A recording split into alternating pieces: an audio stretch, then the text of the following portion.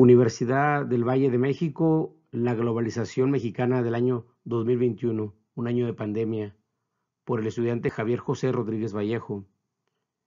El presente trabajo es un estudio, un ensayo muy breve, muy simple, pero que analiza de forma real el año 2021, que fue un año de pandemia, que lo sigue siendo, un año de rezagos educativos, un año donde las políticas fueron rebasadas por un virus, un año complicado donde tanto estudiantes ricos como estudiantes pobres se enfrentaron al fenómeno digital y en ese sentido la pandemia fue imperiosa desde el sentido estricto de la palabra. El presente trabajo va a abordar la historia de la globalización mexicana, pero también va a establecer una serie de conclusiones que tienen mucho que ver con el año 1921, cuando José Vasconcelos establece la educación humanista en México. El impacto que tiene la globalización en la educación en México es contundente. Las escuelas mexicanas constantemente están bombardeadas por la ideología que pregona en este mundo globalizado. No obstante, es importante que los maestros, en el sentido coloquial de la palabra, deben de apechugar. No olvidar que la labor de un profesor es humanista y todos los valores que él implemente en su quehacer educativo será esencial para sus estudiantes, independientemente de la clase social del alumno. Entonces, aquí los estudiantes van a forjar su identidad, el respeto a la patria, en fin, una serie de bases sólidas que serán esenciales en su vida cultural, política y económica. En ese sentido, la huella de la globalización necesita el apoyo de las tecnologías, los avances científicos y lo virtual va de la mano. Sabemos, los fenicios fueron navegantes que revolucionaron las formas de comunicación. Ellos inventaron la moneda, pero también fueron los primeros, en este caso, personajes que globalizaron el comercio en el mar Mediterráneo.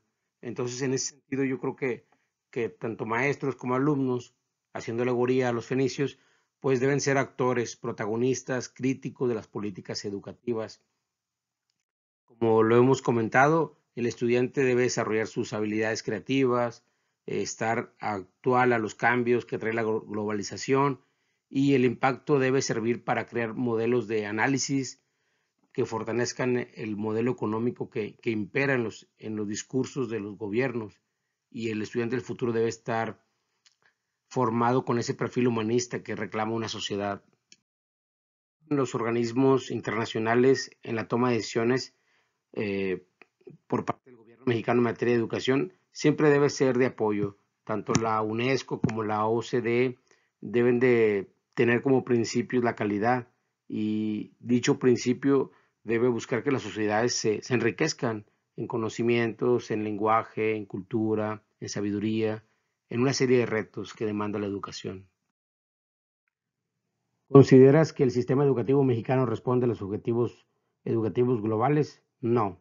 Y lo poco que responde es de forma mediática, por no decir mediocre.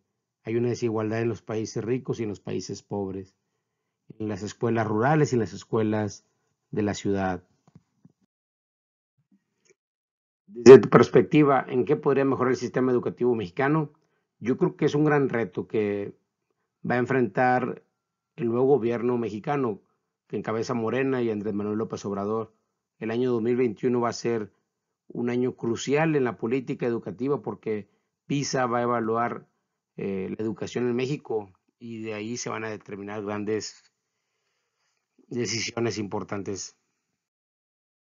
Puede mejorar, yo creo que las mejoras se encuentran en la filosofía de los valores, en las creencias, en la vida cotidiana, el papel del maestro como líder. Yo creo que el sistema educativo tiene un rostro, pero depende de los diversos actores que participan para que se consoliden esta filosofía de valores.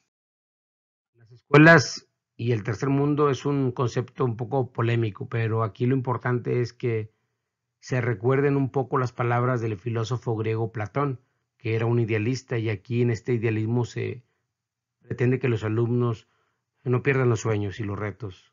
Nada es imposible. La retórica y los discursos populistas son muy rimbombantes y el mundo digital no es otra cosa más que vivir un mundo pleno, y el mundo pleno implica maestros humanistas, alumnos humanistas. Yo creo que el mejor lugar para desarrollar este proyecto es la escuela. Sin temor a equivocarme, el mejor filósofo, el mejor maestro que ha dado la educación mexicana se llama José Vasconcelos. Un personaje chaparrito, como lo ven en la fotografía, con sombrero, elegante, pero era una persona que leía a los filósofos griegos. Se sabía de memoria a Platón, a Sócrates, a Aristóteles, entre otros. Pero este personaje vino a fundamentar la educación humanista que impera en la actual educación mexicana. Vasconcelos fue el encargado de hacer una revolución intelectual en México, tanto así que hizo que los libros clásicos de Shakespeare, de Molière, de los grandes escritores de las letras, fueran casi regalados a las personas de bajos recursos. Los edificios públicos importantes, él se encargó que los pintores como Diego Rivera, José Clemente Orozco, David Alfaro Siqueiros, plasmaran la historia mexicana. Entonces, hoy, un siglo después de 100 años, el año 2021, es importante analizar cómo esta trascendencia de educación humanista sigue influyendo en la actual política educativa en México. ¿Qué significa esto? Que la educación en México es humanista y tiene trascendencia gracias a Vasconcelos, lo cual quiere decir que la globalización, desde esa óptica, sabemos que el humanismo no puede ser eliminado. Es una práctica que todo docente debe dominar, conocer y sembrar en los alumnos.